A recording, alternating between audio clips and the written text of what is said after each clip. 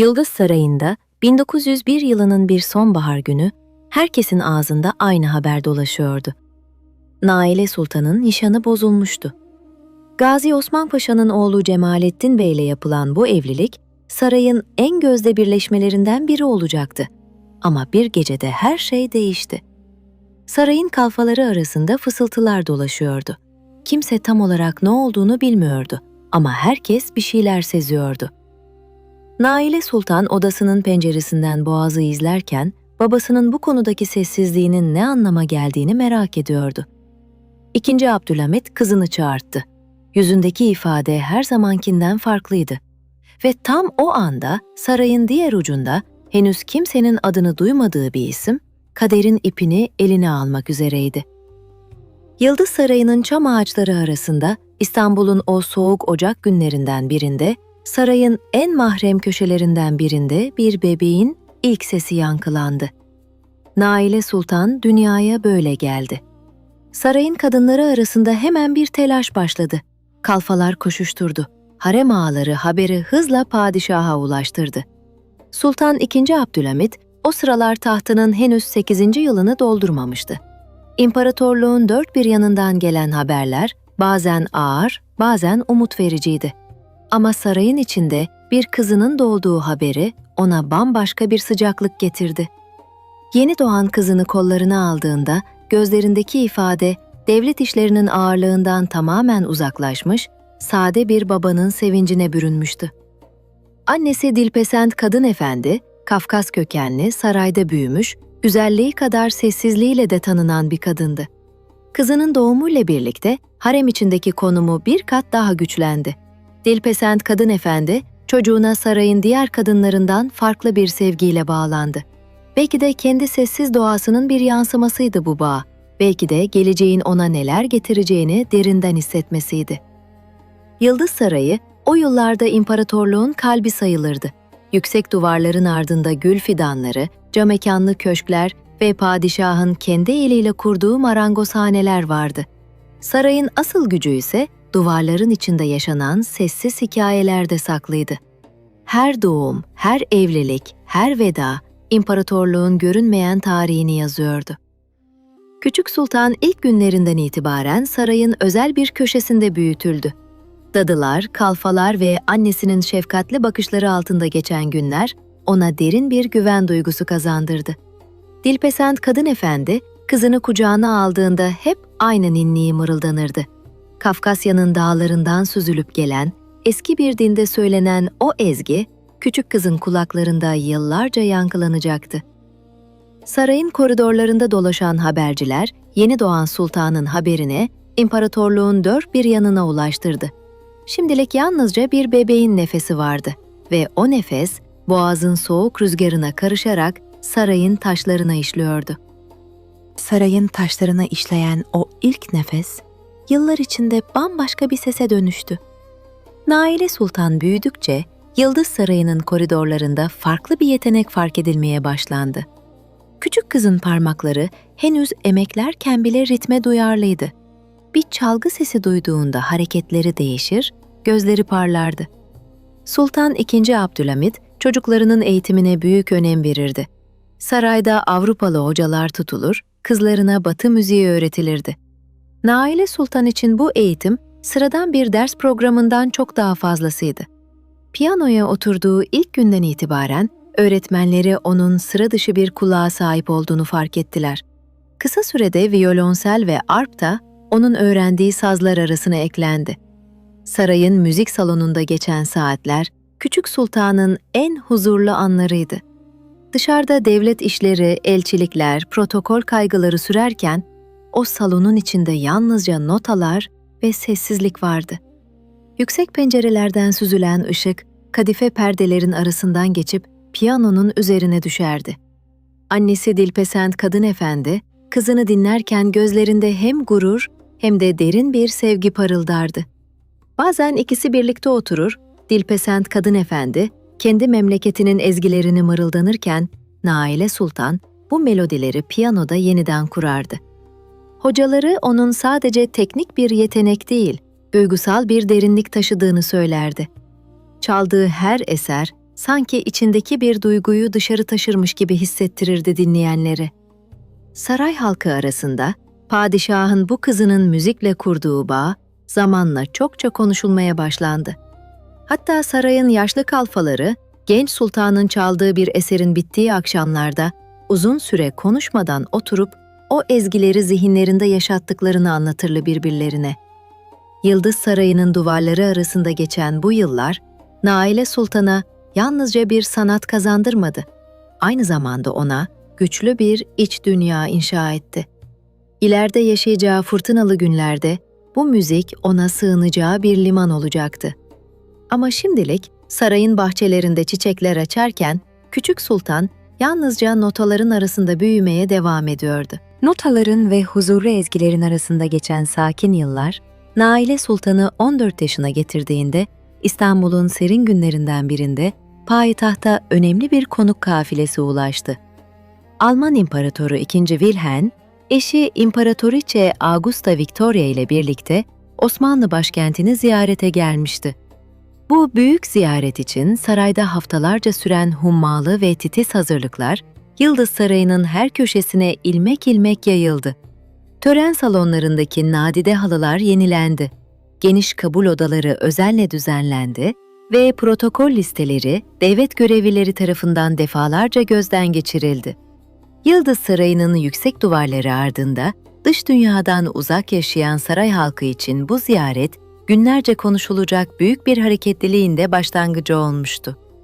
Sultan II. Abdülhamit, bu diplomatik ziyareti Avrupa devletleriyle kurulan ilişkiler ve devletin geleceği açısından son derece büyük bir fırsat olarak görüyordu.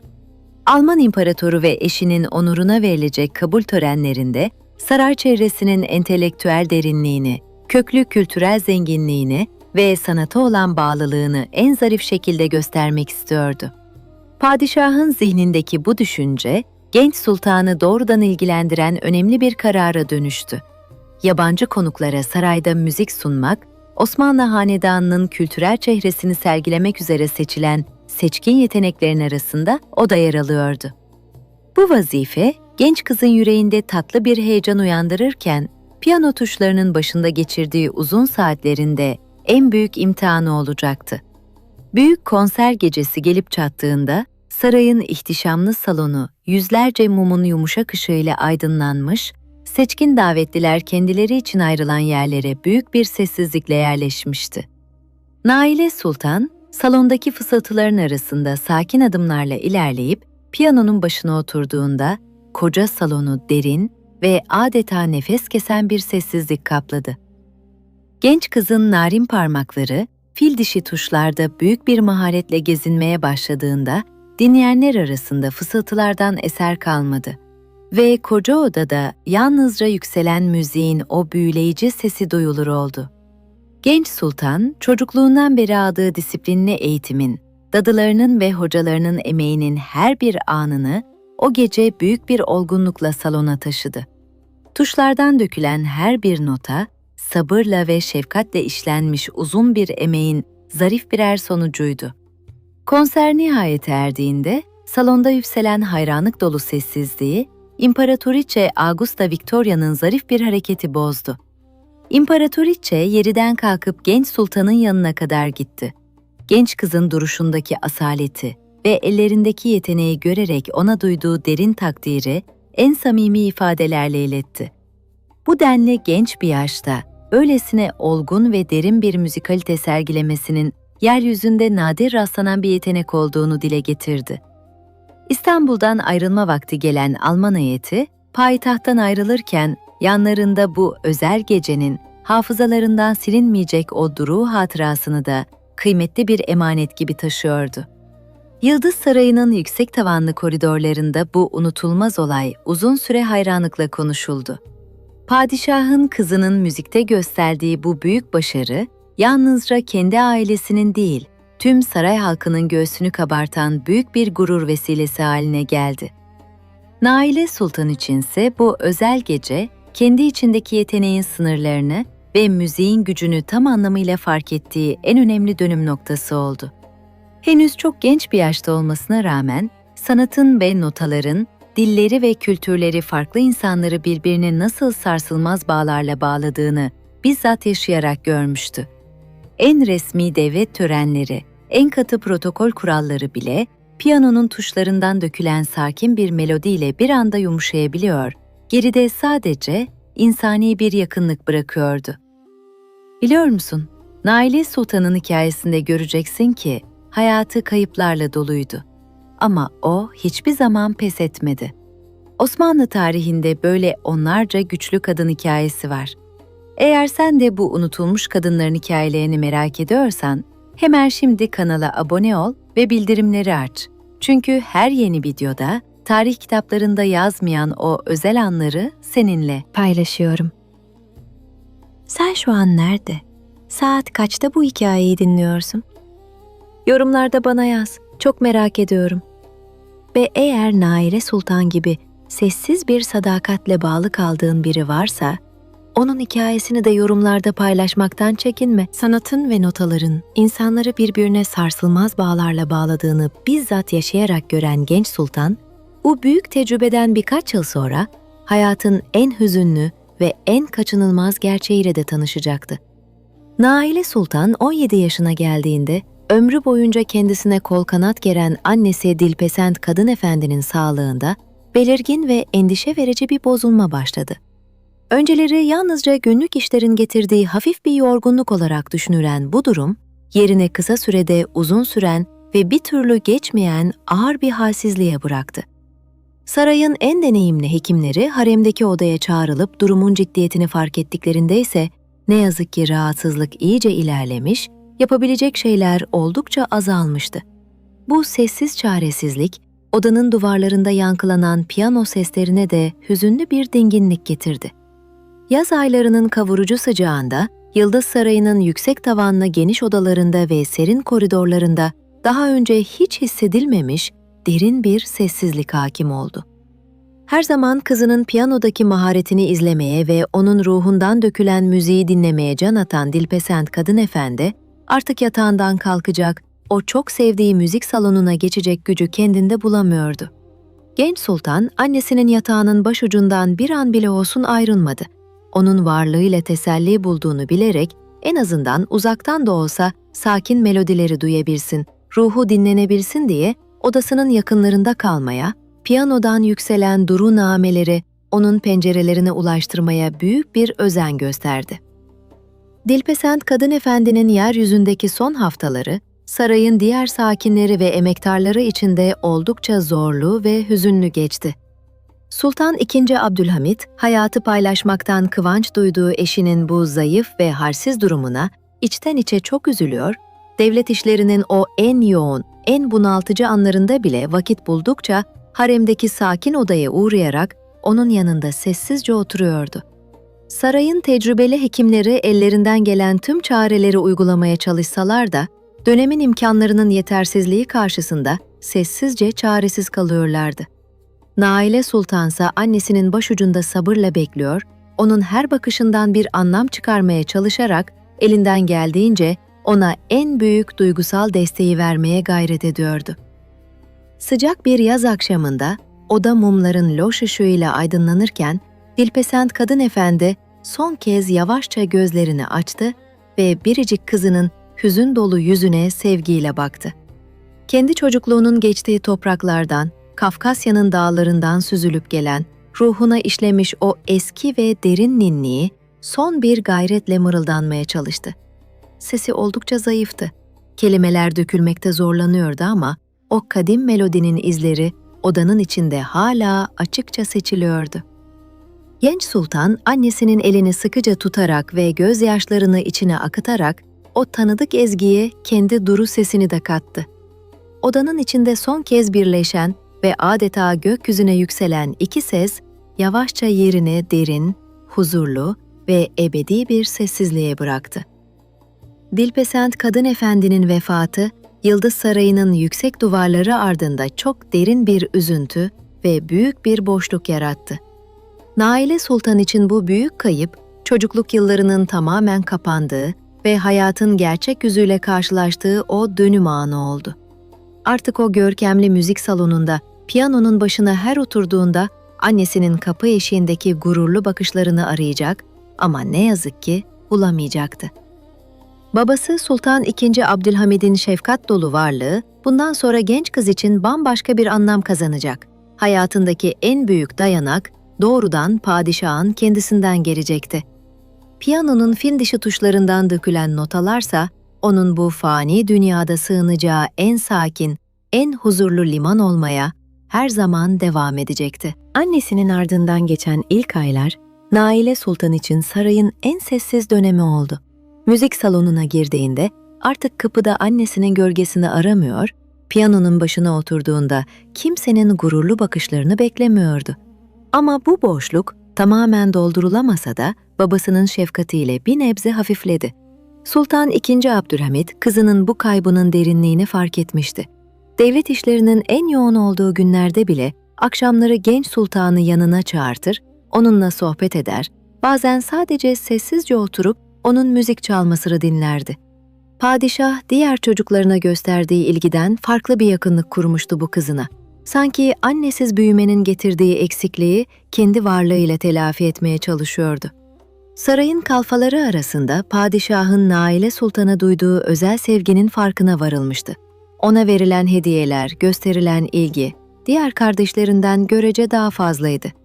Bu durum bazen sarayın içinde küçük hoşnutsuzluklara yol açsa da, genç sultan bu ilgiyi asla kötüye kullanmadı. Tam tersine, babasının sevgisine kendi içindeki boşluğu doldurmak için değil, onun yükünü hafifletmek için bir teselli olarak gördü. Genç sultan, annesinin vefatından sonra kendi içine çekilmişti. Çevresiyle bağları azaldı.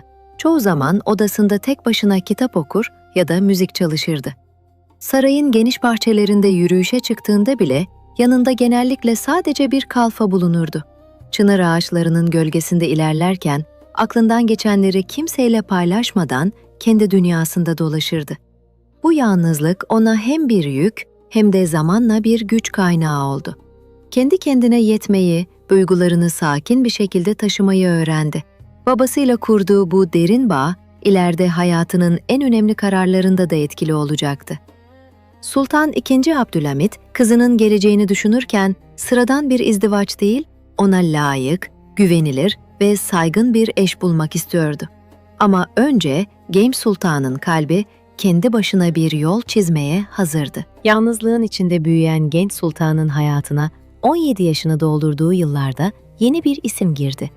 Sultan II. Abdülhamid, kızının geleceğini düşünürken sarayın en saygın ailelerinden birine yönelmişti.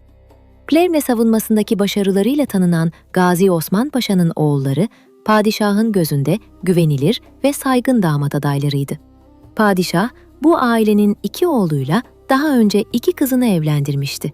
Şimdi sıra askeri eğitimini başarıyla tamamlamış genç subay Cemalettin Bey'e gelmişti. Naile Sultan için bu gelişme, hayatının yeni bir sayfasının açılması anlamına geliyordu. Cemalettin Bey, askeri disiplinde yetişmiş, ailesinin itibarını üzerinde taşıyan bir subaydı. Sarayda yapılan görüşmeler, 2 aile arasında olumlu bir hava yarattı. Genç sultan, annesinin vefatından bu yana ilk kez geleceğe dair farklı bir umut besledi. Belki de kendi yuvasını kuracak, babasının evinden ayrılıp kendi hayatını inşa edecekti. Ama saray hayatı her zaman göründüğü kadar sakin ilerlemezdi.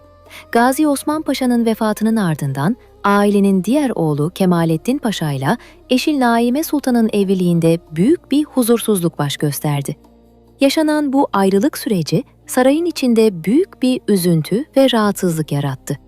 Bu hadise yalnızca o çiftin arasında kalmadı. Tüm ailenin adı saray çevrelerinde konuşulur oldu. Sultan II. Abdülhamid, ailesinin adını ve saygınlığını her şeyden önce koruyan bir padişahtı. Bir evlilikte yaşanan olumsuzlukların gölgesi, henüz gerçekleşmemiş bir başka izdivaca da düşebilirdi. Sarayın protokol kaideleri, hanedan mensuplarının evliliklerinde en ufak bir huzursuzluğa bile tahammül göstermezdi. Padişah, bu düşünceyle Naile Sultan'la Cemalettin Bey arasındaki nişan kararından vazgeçti. Genç sultan için bu gelişme, umduğu geleceğin aniden durması demekti. Kalbinde beliren küçük umut, henüz kök salmadan sarayın karmaşık dünyası içinde sessizce geri çekildi. Nişan kararının sessizce geri çekilmesinin ardından Naile Sultan kendini bir kez daha sarayın alışılmış düzenine bıraktı.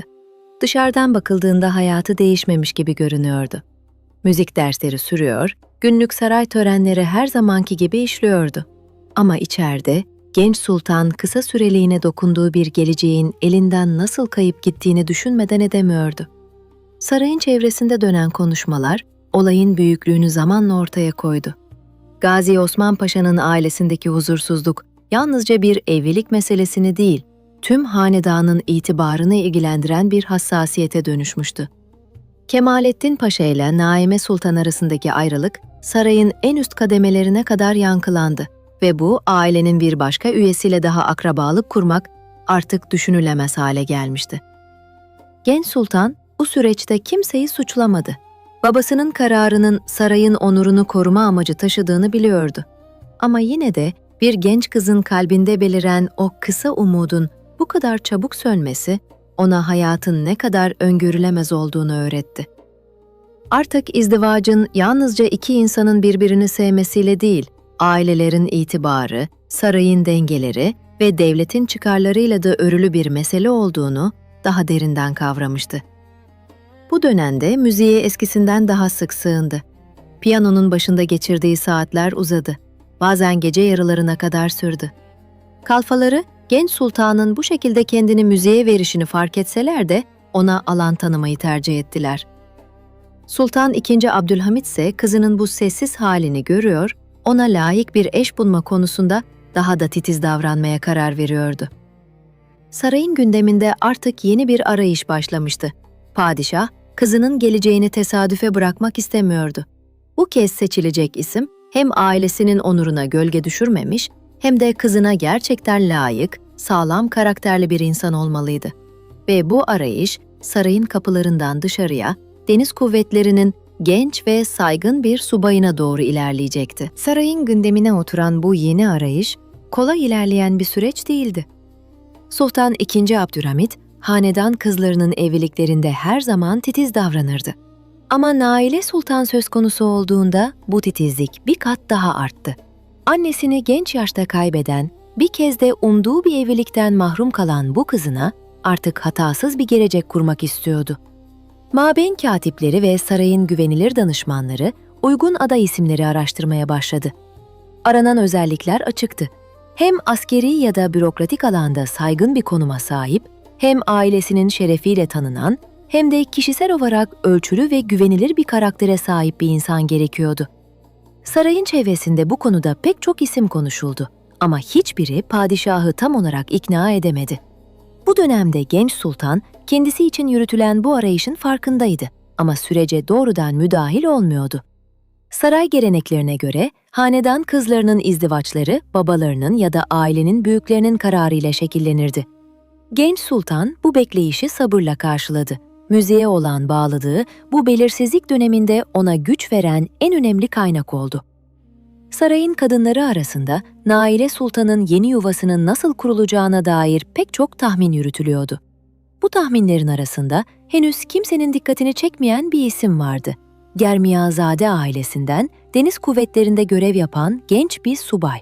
Sarayın bazı çevrelerinde bu subayın ciddiyeti ve terbiyeli tavırlarıyla dikkat çektiği konuşulmaya başlanmıştı. Aylar geçtikçe mabeyn katiplerinin araştırmaları bu isim üzerinde yoğunlaştı. Padişahın en yakın danışmanları bu genç subayın karakterini, ailesinin geçmişini ve toplum içindeki itibarını dikkatle incelediler. Sonunda sarayın kapıları, Naile Sultan'ın hayatını değiştirecek yeni bir isme aralanmaya başladı. Yemyazade ailesinin genç ferdi Arif Hikmet Bey, sarayın gündemine girdiğinde 30 yaşlarının başındaydı. Askeri okulda eğitim görmüş, disiplinli bir yetişme tarzından geçmişti. Ailesi Osmanlı bürokrasisinde köklü bir geçmişe sahipti. Bu köken sarayın gözünde önemli bir güven unsuruydu. Mabeyn katiplerinin yürüttüğü araştırmalar, Arif Hikmet Bey'in karakteri hakkında olumlu izlenimler biriktirdi. Çevresindekiler onu sessiz, ciddi ve ölçülü bir insan olarak tanımlıyordu. Ne aşırı gösterişe düşkündü, ne de dönemin bazı genç subayları gibi hareketli bir eğlence hayatına meyilliydi. Görev yaptığı birimlerde titiz çalışmasıyla amirlerinin takdirini kazanmıştı. Sultan II. Abdülhamit kendisine sunulan raporları dikkatle inceledi. Bir hanedan kızının eşi olacak kişide aradığı özellikler, Arif Hikmet Bey'de tek tek karşılığını buluyordu. Aile asaleti, kişisel terbiye, mesleki disiplin ve en önemlisi hiçbir olumsuz konuşmaya konu olmamış temiz bir geçmiş. Bu son özellik genç sultanın yaşadığı önceki hayal kırıklığından sonra padişah için özellikle değerliydi. Arif Hikmet Bey ise sürecin başında kendisinin böyle bir evliliğe layık görüldüğünü öğrendiğinde büyük bir şaşkınlık yaşadı. Hanedanla akrabalık kurmak genç bir subay için beklenmedik bir onurdu. Ailesi bu haberi büyük bir kıvançla karşıladı. Nesiller boyu sürdürdükleri saygın duruşun artık sarayın en üst kademelerinde de kabul gördüğünün bir işareti gibiydi bu gelişme. Genç subay kendi payına düşen sorumluluğu iyi biliyordu. Bir sultanın eşi olmak yalnızca bir onur değil, ömür boyu sürecek bir vazifeydi. Sarayın içinde bu yeni ismin tetkiki sürerken, müziğin sakinliğinde bekleyen genç sultan için de yeni bir dönemin kapısı aralanıyordu. Mabeyn katiplerinin raporları gün geçtikçe daha kesin bir yöne işaret ediyordu. Naile Sultan'ın geleceği artık bu sessiz ve ölçülü insanın hayatıyla birleşmek üzereydi. Mabeyn katiplerinin raporları saraya sunulduktan sonra süreç hızla resmiyet kazanmaya başladı. Sultan II. Abdülhamit, Germiyanzade ailesiyle temasa geçirmesi talimatını verdi. Bu tür görüşmeler, Osmanlı Sarayı'nın geleneksel usullerine göre son derece dikkatli ve kademeli ilerlerdi. Hiçbir adım aceleye getirilmezdi. Germiyanzade ailesinin ileri gelenleri, saraydan gelen bu teklifi büyük bir onurla karşıladı. Arif Hikmet Bey'in babası ve yakın akrabaları, oğullarının bir hanedan kızıyla evlenecek olmasının ailenin gelecek nesillerine bırakacağı mirası düşünerek kıvanç duydular. Aynı zamanda bu sorumluluğun ağırlığını da hissediyorlardı. Saray çevresiyle akrabalık kurmak, sürekli bir titizlik ve saygı gerektiren yüksek bir konumdu. Sarayın protokol dairesi, izdivacın resmi adımlarını planlamaya başladı. Önce iki aile arasında karşılıklı haberleşmeler ve gerekli usuller gerçekleştirildi. Ardından resmi bir söz kesme töreni için hazırlıklara girişildi. Bu süreçte genç sultan, geleneklere uygun olarak doğrudan görüşmelere dahil olmadı ama sarayın kadınları aracılığıyla müstakbel eşi hakkında bilgiler edindi. Ona aktarılanlar genç sultanın içini rahatlattı. Ölçülü, sessiz ve saygın bir insan vardı bu kez karşısında.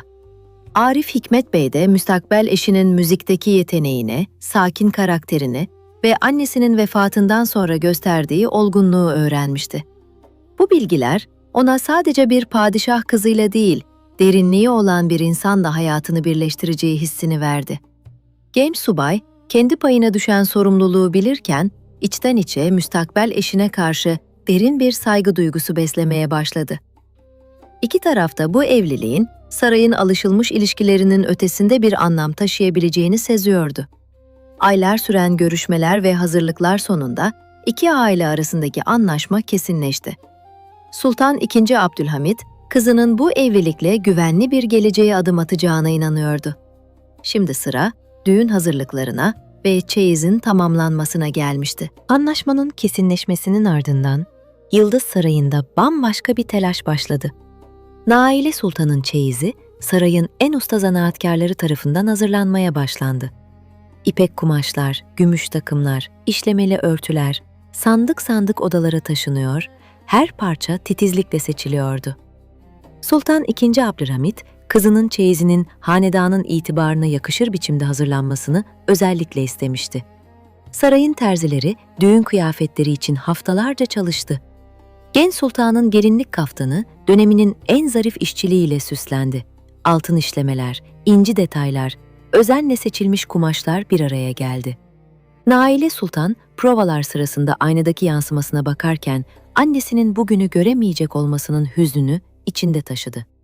Yine de hayatının yeni bir sayfasını açacak olmanın verdiği heyecan, bu hüznün üzerine yavaşça yayıldı. Kuruçeşme sahilinde çiftin yerleşeceği yalının hazırlıkları da hızla ilerliyordu. Padişah, kızına Boğaz'ın kıyısında geniş, bahçeli bir sahil sarayı tahsis etmişti. Yalı'nın iç düzenlemesi o dönemin zevklerine uygun şekilde yeniden ele alındı. Salonlar genişletildi, mobilyalar özenle seçildi. Genç Sultan bu yeni evinin planlarını incelerken burada kuracağı hayatın nasıl şekilleneceğini hayal etmeye başladı. Sarayın müzik salonunda düğün öncesi son haftalarda farklı bir hava vardı. Genç Sultan artık yalnızca kendisi için değil, yeni evinde çalacağı ezgiler için de çalışıyordu. Piyanosunun başında geçirdiği saatler ona hem huzur veriyor hem de yaklaşan büyük günün heyecanını taşımasına yardımcı oluyordu. Arif Hikmet Bey de kendi tarafında hem askeri görevlerini sürdürüyor hem de evlilik hazırlıklarına katkıda bulunuyordu. Ailesi, oğullarının bu büyük gün için en güzel şekilde hazırlanmasını sağlamak adına elinden geleni yapıyordu. İki taraf da artık büyük günün gelmesini bekliyordu. Boğaz'ın kıyısında kışın soğukluğuna rağmen sarayın ışıltısı hiç eksilmedi. Naile Sultan'ın düğün günü nihayet gelmişti. Sabahın erken saatlerinden itibaren Kuruçeşme Sahil Sarayı'nın çevresi hazırlıklarla doldu. Davetliler için hazırlanan yerler düzenlendi. Çiçeklerle süslenen salonlar son haline kavuştu. Mutfaklardan yükselen kokular tüm çevreye yayıldı. Genç sultan sabahtan itibaren kalfaları tarafından özenle hazırlandı. İşlemeli gelinlik kaftanı üzerine giyildiğinde aynadaki yansımasını gören Naile Sultan, uzun süredir beklediği bugünün gerçekliğini derinden hissetti. Kalfalarından biri saçlarını özenle düzenlerken, diğeri mücevherlerini yerleştiriyordu. Odanın içindeki heyecan, dışarıdaki kalabalığın sesiyle birleşerek büyüyordu. Törenin resmi kısmı, dönemin saray geleneklerine uygun şekilde gerçekleştirildi. Saray yetkilileri, iki ailenin temsilcileri huzurunda nikah akdini tamamladı. Arif Hikmet Bey, resmi üniformasıyla törende yerini aldığında, çevresindekiler onun bu büyük günün ağırlığını nasıl taşıdığını fark etti. Hem gururlu hem de derin bir sorumluluk duygusuyla hareket ediyordu. Nikah tamamlandığında Kuruçeşme sahilinde toplanan davetliler arasında büyük bir sevinç yayıldı. Sultan II. Abdülhamit, kızının bu yeni hayatına başlarken içinde hem gurur hem de hafif bir hüzün taşıdı. Annesinin bu günü göremediği düşüncesi onun da aklından geçmişti. Yine de kızının artık güvenilir bir insanın yanında olacağını bilmenin verdiği rahatlık bu hüznü hafifletiyordu. Akşam saatlerinde düzenlenen kabul töreninde genç sultan piyanonun başına oturdu ve misafirlere sakin bir eser sundu. Bu davranış sarayın alışılmış törenlerinden farklı, kişisel bir dokunuş taşıyordu. Davetliler arasında bulunan sarayın yaşlı kalfaları, genç sultanın bu zarafetini uzun süre anlattı birbirlerine. Bir gelinin kendi yuvasında kendi elleriyle müzik sunması, o güne kadar pek rastlanmamış bir güzellik örneğiydi. Salonu dolduran melodiler, iki ailenin birleşimini kutlarken, yeni evli çiftin önünde uzanan sakin hayatın ilk notalarını da duyuruyordu. Kuruçeşme sahilinde yankılanan o görkemli düğünün patlı heyecanı ve tebrik sesleri yavaşça geride kaldıktan sonra, Naile Sultan ve Arif Hikmet Bey kendileri için özenle hazırlanan bu yeni yuvalarına ilk adımlarını attılar. Sahil boyunca uzanan yalının doğrudan masmavi boğaz sularına bakan geniş ve yüksek tavanlı salonu, estetik detaylarıyla dönemin en zarif, en göz alıcı mimari tarzlarından birini bütünüyle yansıtıyordu. Pencerelerden içeriye süzülen sabahın ilk ışıkları, geniş odaları gözü yormayan yumuşak bir tonla dolduruyor, denizin durgun akıntısı yalının pencerelerinde adeta canlı birer tablo gibi parıldıyordu. Yıldız Sarayı'nın yüksek duvarlı ve ağır protokollerle örülü dünyasından ayrılan genç çift için bu görkemli ev, kendi iradeleriyle inşa edecekleri yeni ve dingin hayatın en huzurlu başlangıç noktası oldu. Sarayın her anı kayıt altında tutulan hareketli, kalabalık ve katı kurallara bağlı düzeninden tamamen farklı olarak, sahil yalısının içindeki günlük yaşam çok daha sakin, çok daha mahrem ve serbest bir akışa sahipti. Genç sultan ömründe ilk kez kendi evinin düzenini, misafir odalarının yerleşimini ve günlük hayatın ritmini bizzat belirleme alanına ve şansına sahip olmuştu. Çocukluğundan beri ruhunu besleyen en kıymetli varlığı olan piyanosunu, boğaz dalgalarının sesini en duru şekilde alan geniş salonlardan birine özenle yerleştirdi. Telli sazlarından olan viyolonseli ve asil duruşuyla odayı süsleyen arpı da, salonun gün ışığı alan köşelerinde kendilerine ait yerlerini aldı. Artık her sabah İstanbul Boğazı'nın o eşsiz sessizliği ve dinginliği içinde piyanonun fil dişi tuşlarından yükselen duru bir melodi, yalının ahşap duvarlarına adeta görünmez bir nakış gibi ilmek ilmek işlemeye başlamıştı. Arif Hikmet Bey, evlilik hayatlarının bu ilk huzurlu aylarında eşinin iç dünyasını zenginleştiren sanatsal ve müzikal dünyasına derin bir hayranlık, büyük bir saygıyla eşlik etti. Deniz kuvvetlerindeki resmi görevinden ve devlet işlerinin yorucu temposundan dönüp eve geldiği sakin akşamlarda, mum ışığıyla aydınlanan salonda oturup eşinin piyanodaki maharetli çalışını dinlemek, genç subay için günün bütün yorgunluğunu unutturan en huzurlu, en kıymetli anı haline geldi. Zaman geçtikçe bu iki insan arasında uzun uzadıya cümlelere ve süslü kelimelere pek ihtiyaç duymayan, yalnızca bakışlarla ve notalarla anlaşabilen, sessiz ama son derece derin bir ruhsal bağ gelişti. Kuruçeşme sahilinde sessizce filizlenen bu izdivaç, sakin, ölçülü ve dengeli bir birlikteliğin en zarif örneklerinden biri olarak saray çevrelerinde ve hanedan mensupları arasında da gıptayla karşılanıyor, her daim takdir görüyordu. Yanının geniş bahçesi de zaman ilerledikçe çiftin ortak emeği ve sevgisiyle bambaşka bir güzelliğe büründü. Adeta ikisinin ortak ilgisine dönüştü. Toprağa kokulu gül fidanları dikildi. Gölgelik bir köşeye sohbet etmek için küçük bir kameriye inşa edildi. Ve boğazın serin rüzgarını doğrudan alan teraslarda geç vakitlere kadar süren derin sohbetler yapıldı. Özellikle yaz aylarında ikindi vaktinin tatlı serinliği bahçeye vurduğunda, çınar ağaçlarının gölgesinde oturup birlikte çay içmek, ikisinin de hayat boyu vazgeçemeyeceği en güzel alışkanlığı haline geldi. Genç sultan, annesinin vefatından bu yana geçen o hüzünlü ve yalnız yılların ardından ilk kez tamamen kendine ait bir mekanda, kendi kalbine göre bir düzen kurmanın sarsılmaz huzurunu yaşadı. Ruhunu saran bu dinginlik, ona hem geçmiş günlerin hüzünlerini ve kayıplarını yavaşça hafifletiyor, hem de önlerinde uzanan ortak geleceğe dair taze bir umut veriyordu. Sarayın diğer üyeleri ve kalfaları arasında bu genç çiftin dış dünyaya kapalı, kendi içindeki sakin ve saygın evliliği her fırsatta parmakla gösterilmeye başlandı. Naile Sultan artık yalnızca Yıldız Sarayı'nın koridorlarında yetişmiş bir hanedan kızı değil, kendi yuvasının hanımı, kendi kurduğu asil düzenin yegane sahibiydi. Ve bu huzurlu sahil sarayının geniş salonlarında, piyanonun tuşlarından dökülen müziğin ve huzurun sesi hiçbir zaman eksik olmadı. Evliliğin ilk yılları ilerledikçe, Arif Hikmet Bey'in sarayın içindeki konumu da güçlenmeye başladı. Sultan II. Abdülhamit, damatları arasında ona özel bir yakınlık duyuyordu. Diğer damatlarının bazılarında gördüğü savurganlık ya da ölçüsüzlük, Arif Hikmet Bey'de hiç yoktu. Onun ölçülü tavırları, çalışkanlığı ve sadakati, padişahın gözünde onu diğerlerinden ayırıyordu. Zaman geçtikçe, padişahın bu genç damada duyduğu güven daha da arttı.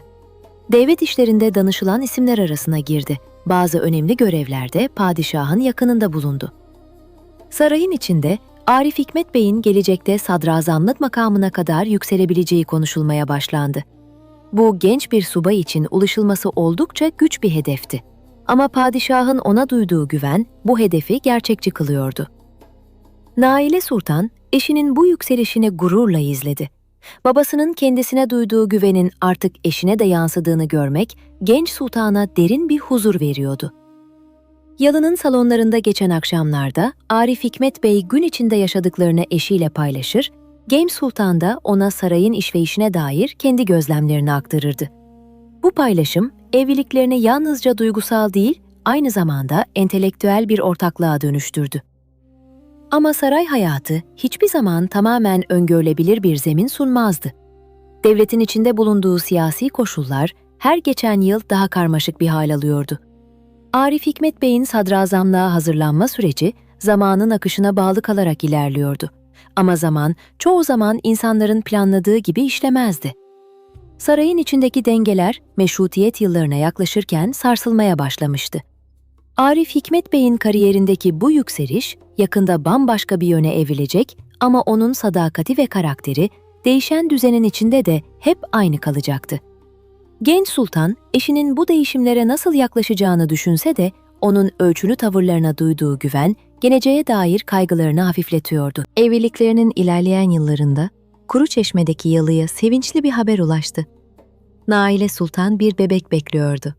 Ve bu gelişme hem Yıldız Sarayı'nda hem de yalının içinde büyük bir memnuniyetle karşılandı.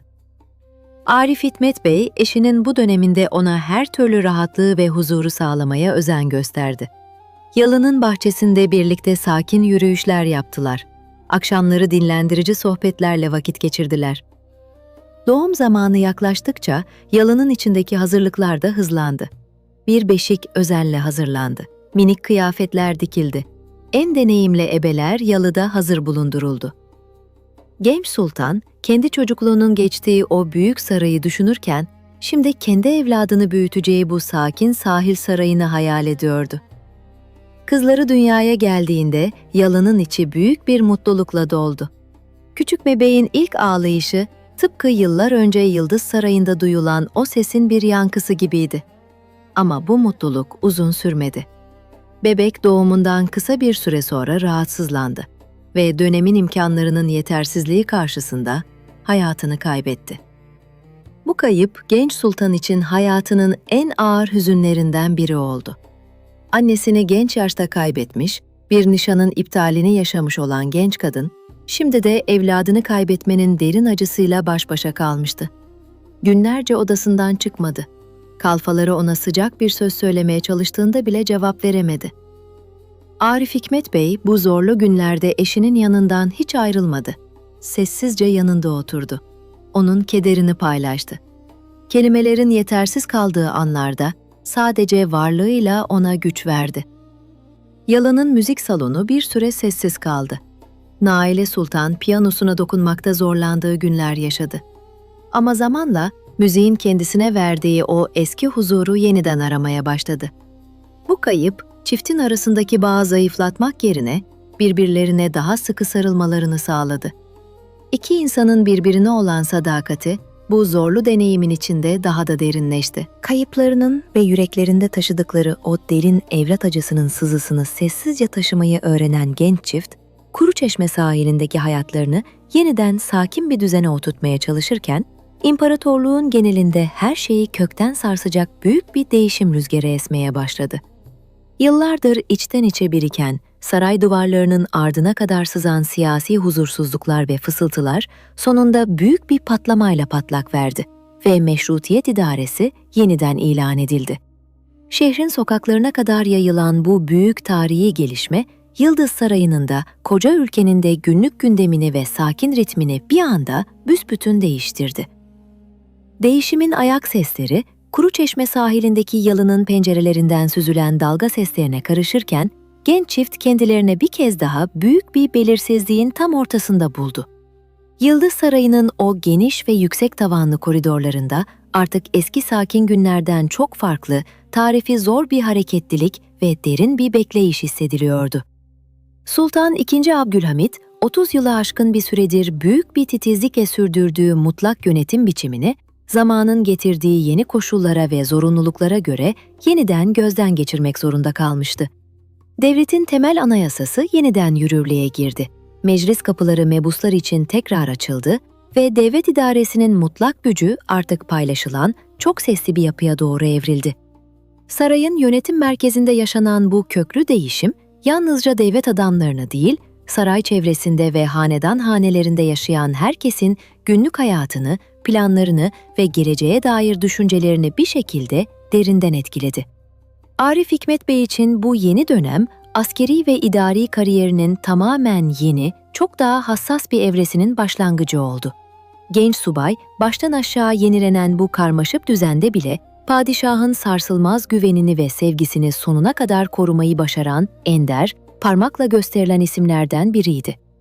Eski dönemin pek çok bürokratı ve devlet adamı birer birer görevlerinden uzaklaştırılırken, o her zamanki dikkatli ve ölçülü tavırlarıyla saraydaki saygın konumunu titizlikle sürdürebildi.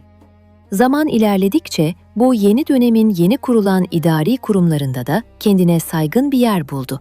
Yıllar içinde biriktirdiği mesleki deneyimi, dürüstlüğü ve sarsılmaz güvenilirliği, değişen devlet yönetiminin de takdirini kazanıyor, adının saygıyla anılmasını sağlıyordu. Genç sultan, eşinin bu fırtınalı ve hareketli yeni düzende nasıl sakin bir yol izleyeceğini, adımlarını nasıl atacağını büyük bir sabırla ve içsel bir sükunetle takip etti. Kuruçeşme sahilindeki yalının geniş salonlarında artık eski günlerdeki gibi yalnızca müzik nameleri değil, eskisinden çok daha sık idari konular, meclis havadisleri ve siyasi gelişmeler konuşuluyordu. Arif Hikmet Bey, gün içinde şehirde ve meclis koridorlarında yaşananları, akşamları yalıya döndüğünde eşiyle tüm detaylarıyla paylaşırken, Naile Sultan da babası padişahın içinde bulunduğu bu zorlu, yalnız ve baskı altındaki durumu düşünmeden edemiyordu. Saray kültürünün tam kalbinde büyümüş bir kadın olarak bu büyük değişimin yalnızca bir yönetim sistemi meselesi olmadığını, kendi ailesinin ve hanedanın geleceğini de derinden etkileyebileceğini içten içe seziyordu. Sokaklarda halk tarafından coşkuyla ve şenliklerle karşılanan bu yeni dönem, sarayın yüksek duvarları ardındaysa yerine her an her şeyin değişebileceği farklı bir endişeye bırakmıştı. İstanbul'un caddelerinde hürriyet ve kardeşlik sözcükleri bir melodi gibi her köşede tekrarlanıyor, şehir yeni bir sabaha uyanıyordu. Ama Naile Sultan ve Arif Hikmet Paşa, dışarıda esen bu büyük belirsizlik ve değişim döneminde de birbirlerine her zamankinden çok daha sıkı sıkıya tutundular. Sahil yalısının mum ışığıyla aydınlanan o sakin odaları, dış dünyadaki siyasi fırtınalara karşı onların sığınacağı en güvenli, en huzurlu limanı olmaya her zaman devam etti. Meşrutiyet idaresinin getirdiği görece huzur ve sakinlik ne yazık ki uzun sürmedi. Ertesi yılın ılık ilkbahar günlerinde İstanbul'un sokaklarında beklenmedik ve ani bir hareketlilik patlak verdi. Şehir merkezinde bir anda başlayıveren bu büyük karmaşa dalga dalga yayılarak kısa sürede koca başkentin neredeyse tüm caddelerine sirayet etti. Kuruçeşme sahilindeki yalının içine kadar ulaşan resmi havadisler, genç sultanı derin ve uykusuz bir kaygıya sürükledi. Canından çok sevdiği babasının Yıldız Sarayı, bu kez daha önce hiç karşılaşmadığı türden bambaşka bir zorlukla karşı karşıyaydı. Olayların giderek büyümesi ve kontrolden çıkması üzerine payitahta giren askeri birlikler, günler süren büyük bir gerginliğin, sokaklardaki amansız bir bekleyişin ardından durumu yeniden kontrol altına almayı başardı. Ancak yaşanan bu sarsıcı hadiseler, devlet mekanizmasının hassas dengesine kökten sarstı. Arif Hikmet Bey, bu karmaşık ve ne olacağı bilinmeyen günlerde, eşinin başucundan ayrılmayarak ona mümkün olduğunca sakin kalmasını, metanetini korumasını tavsiye etti. Ama kendisi de saray koridorlarında yaşanan gelişmeleri içten içe büyük bir endişeyle takip ediyordu. Yalının mum ışığıyla aydınlanan geniş salonlarında artık piyanonun o bildik huzurlu nameleri değil, sadece İstanbul'un merkezinden an be an gelen siyasi haberler konuşuluyordu. Gelişmelerin nihayetinde toplanan meclis, Sultan II. Abdülhamit'in tahttan indirilmesi yönünde kesin bir karar verdi. Bu tarihi karar, Kuruçeşme sahilindeki yalıya ulaştığında Naile Sultan adeta dona kaldı ve odasında uzun süre derin bir sessizliğe gömüldü. Babası, onun hayat yolculuğundaki en büyük maddi ve manevi destek, annesinin vefatından sonra bu fani dünyada sığınabildiği yegane yakın sığınağı olmuştu. Şimdi o insan, 30 yılı aşkın bir süredir dirayetle sürdürdüğü saltanatının ardından, ailesinin bir kısmı ile birlikte alelacele şehir dışına, uzak bir diyardaki zorunlu bir ikamete doğru gönderiliyordu. Genç sultan, babasının bu ani ve hüzünlü ayrılığını ruhunun en derin köşesinde hissetti. Kuruçeşme sahilindeki kendi yuvası, kurulu düzeni ve yerleşik hayatı nedeniyle İstanbul'da kalmak zorunda olsa da aklı ve zihni her an babasıyla birlikte o meçhul yolculuğa çıkıyordu. Arif Hikmet Bey bu zorlu ve sarsıcı dönemde eşinin her an yanında durmaya, ona hem duygusal bir dayanak olmaya hem de pratik açıdan destek vermeye büyük bir özen gösterdi.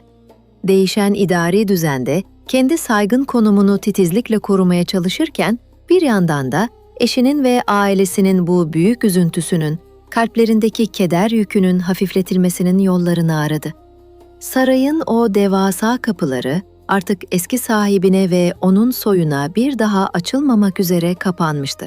Yıldız Sarayı'nın o yeşil bahçeleri, bir zamanlar küçük bir kızın piyano nameleri dinleyerek huzurla büyüdüğü o masalsı mekan, şimdi derin bir sessizliğe ve kimsesizliğe bürünmüştü. Ama Naile Sultan için babasıyla arasındaki o kopmaz gönül bağı, araya giren mesafelere rağmen hiç zayıflamadı. Zorluklarla gönderilen gizli mektuplar, dolaylı haberler ve ümit dolu bekleyişler, bu mecburi ayrılığın getirdiği kederi bir nebze olsun hafifletiyordu. Yıllar ilerledikçe imparatorluğun sınırlarında yeni bir hareketlilik baş gösterdi ve ard arda gelen savaşlar nedeniyle topraklar küçülmeye başladı. Şehir dışındaki zorunlu ikametgahında uzun süredir sakin bir yaşam süren Sultan II. Abdülhamit için de kaldığı bu yer artık güvenli olmaktan çıkmıştı. Bölgede yaşanan çatışmaların büyümesi, eski padişahın can güvenliğini doğrudan tehdit eder hale geldi. Devlet yönetimi eski padişahın İstanbul'a geri getirilmesine karar verdi. Bu görev son derece büyük bir hassasiyet ve dikkat gerektiriyordu. Hem eski padişahın asaletini korunmalı, hem de yolculuk sakin bir şekilde tamamlanmalıydı. Arif Hikmet Bey bu önemli vazifede kayınpederine refakat etmek üzere görevlendirildi. İstanbul'a uzanan bu yolculuk genç subay için son derece duygusal bir deneyim oldu. Tren seyahati boyunca yolun her aşamasında gerekli önlemler titizlikle alındı. Arif Hikmet Bey, yıllar önce kendisine bir hanedan kızını eş olarak veren bu saygın insanla, şimdi zorlu bir yolculukta yan yana bulunuyordu. Tahtını ve sarayını kaybetmiş olsa da, gururunu hala koruyan eski padişaha gösterdiği derin saygı ve özen, genç subayın karakterinin en değerli yönlerini bir kez daha ortaya koyuyordu. Naile Sultan, İstanbul'daki Kuruçeşme Sahil Sarayı'nda eşinin dönüşünü sabırla bekledi. Babasının bir zamanlar hüküm sürdüğü bu topraklara güven içinde geri dönmesi, genç sultana hem hüzün hem de içsel bir rahatlama getirdi. Yolculuğun sağ salim tamamlandığı haberi ulaştığında, genç kadın derin bir nefes aldı. Eşinin bu zorlu görevi yerine getirmiş olması, ona duyduğu güveni bir kez daha pekiştirdi. Eski padişah İstanbul'a döndüğünde, Boğaz'ın karşı kıyısındaki Beylerbeyi Sarayı'na yerleştirildi. Genç sultan artık babasına çok daha yakın bir mesafede olacaktı. Bu yakınlık, hayatının ilerleyen yıllarında ona hem büyük bir teselli hem de içsel bir güç verecekti. Meşrutiyet döneminin ilerleyen yıllarında Arif Hikmet Bey'in kariyeri yeni bir aşamaya ulaştı. Uzun yıllar süren sadık ve titiz hizmeti, sonunda ona vezirlik unvanını kazandırdı. Artık Arif Hikmet Paşa olarak anılıyordu. Bu unvan yalnızca kişisel bir başarı değil, ailesinin de bürokrasideki köklü yerinin bir kanıtıydı. Yeni görevi, Arif Hikmet Paşa'yı birkaç kez Adliye Nazırlığına taşıdı. Bu makam, dönemin en hassas idari alanlarından biriydi. Hukukun uygulanması ve düzenin sağlanması gibi konularda doğrudan sorumluluk taşıyordu. Paşa bu görevi de aynı ölçülü ve dikkatli tavrıyla yürüttü. Sarayın eski günlerinden gelen disiplin, ona bu yeni vazifesinde de yol gösterdi. Genç sultan eşinin bu yükselişini gururla izlemeye devam etti. Yalının salonlarında geçen akşamlarda artık devlet işleri daha sık konuşuluyordu. Ama ikisinin arasındaki o sessiz anlayış hiç değişmedi. Paşa, gün içinde yaşadığı zorlukları eşiyle paylaşırken, Naile Sultan da ona sakin bir dinleyici ve akıllı bir danışman oluyordu. İkisi de kendi ailelerinin asaletinden hiçbir şey kaybetmeden birbirlerine karşı derin bir saygı ve sadakatle bağlı kaldılar.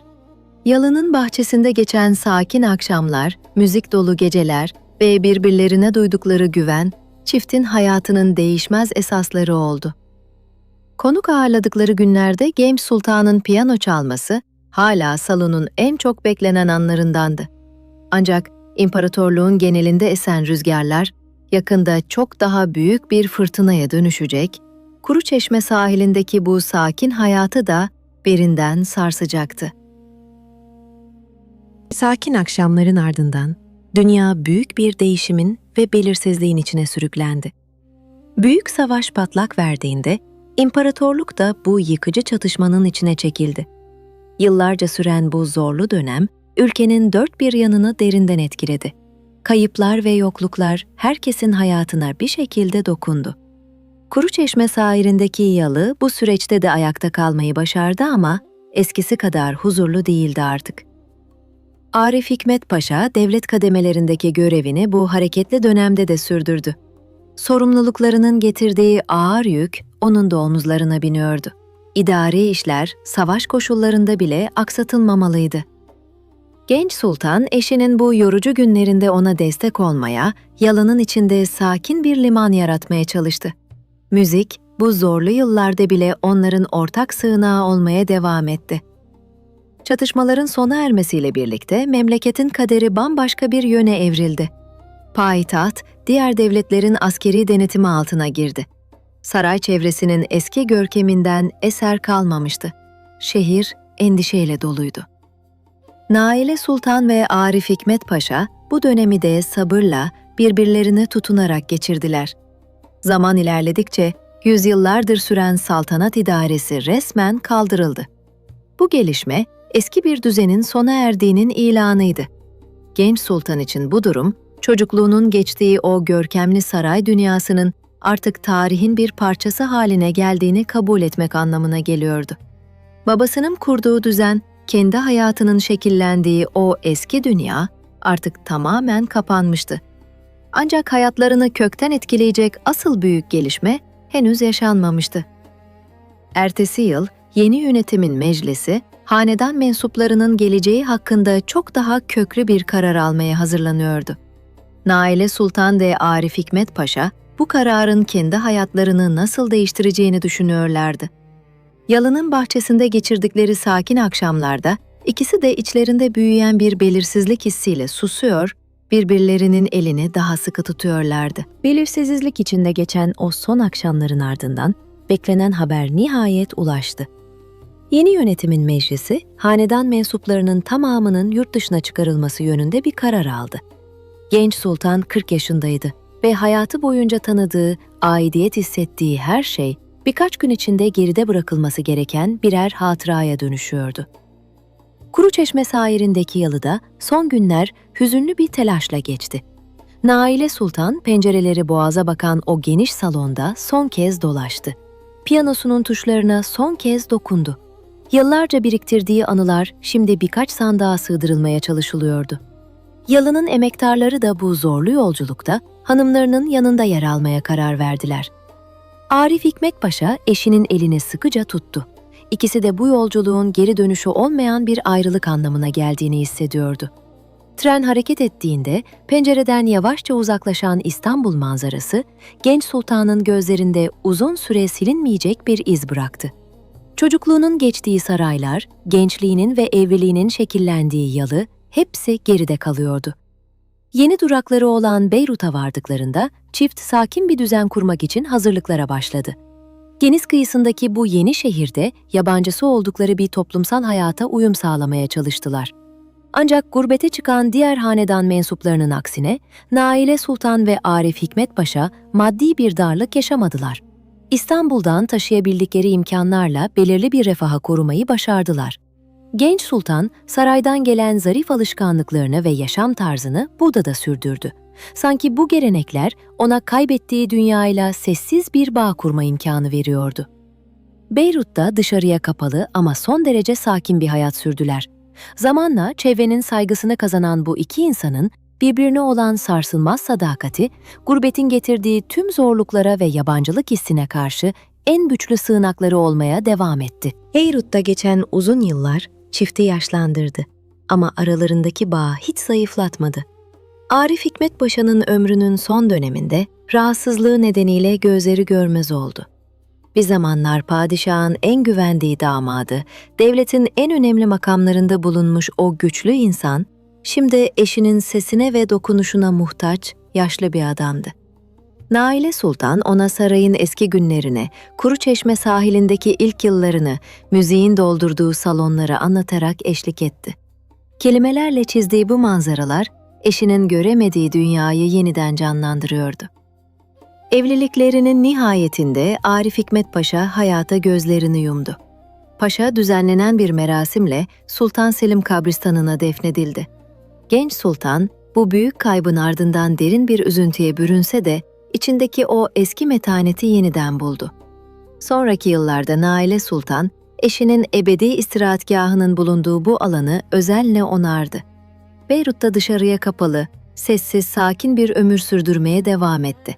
Saraydan gelen o zarif alışkanlıklarını ve asil duruşunu hiç bırakmadı. Evladını genç yaşta kaybetmiş olmanın verdiği o derin yalnızlığa, müziği ve hatıraları eşlik etti. Zaman ilerledikçe, hanedan mensubu kadınlara memlekete dönüş izni çıktığında, genç sultan hiç tereddüt etmeden yollara düştü. Uzun yıllar süren bir ayrılığın ardından doğduğu topraklara geri döndü. İstanbul'un tanıdık kokusu ve Boğaz'ın o sakin ışıltısı, ona çocukluğunun ve gençliğinin en huzurlu anlarını yeniden fısıldadı. İstanbul'da sakin bir semtte gözlerden uzak bir hayat sürdü. Geçmişin yükünü taşırken bile o zarif duruşunu hiç kaybetmedi. Ömrünün sonuna geldiğinde 70 yaşını aşmış bir halde huzur içinde hayata veda etti. Piyanosunun tuşlarında başlayan, sarayların ihtişamından gurbetin sessizliğine uzanan bu hayat, sonunda doğduğu şehirde kapandı.